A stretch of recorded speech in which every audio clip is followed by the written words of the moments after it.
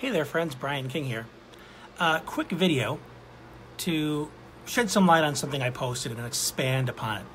I shared this quote, and here's what it says.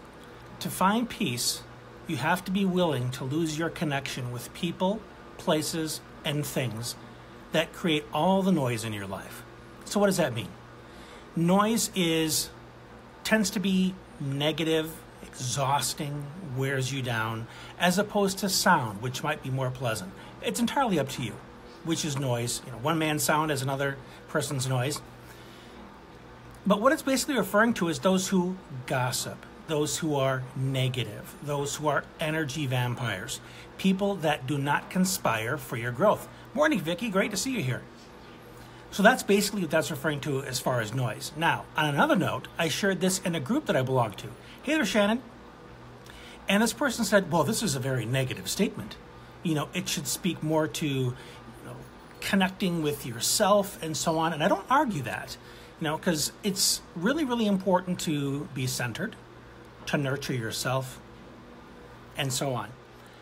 But I remember a quote from the late Louise Hay. She said, if you want to clean your kitchen, you have to look at the dirt. And that's a powerful metaphor for life. If you want to be more positive, not positive all the time, that's perfectionistic and it's simply not a reality.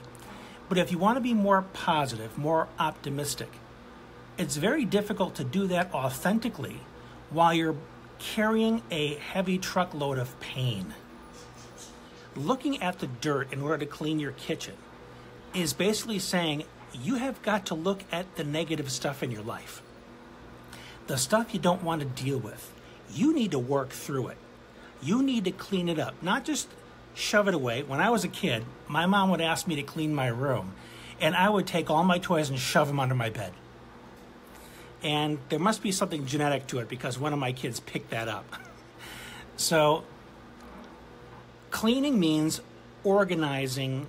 Cleaning means getting rid of stuff, throwing it out, making peace with it, not just shoving it away, because I promise you, hiding it doesn't make it go away. It makes it fester, grow emotional mold, become toxic. It can spread. It can make things so much worse for you, and you don't even know why. If you have an explosive temper, if you are easily offended, if your feelings are easily hurt by the slightest thing, you've got baggage. You've got some dirt in your kitchen that you've been ignoring that needs to be dealt with.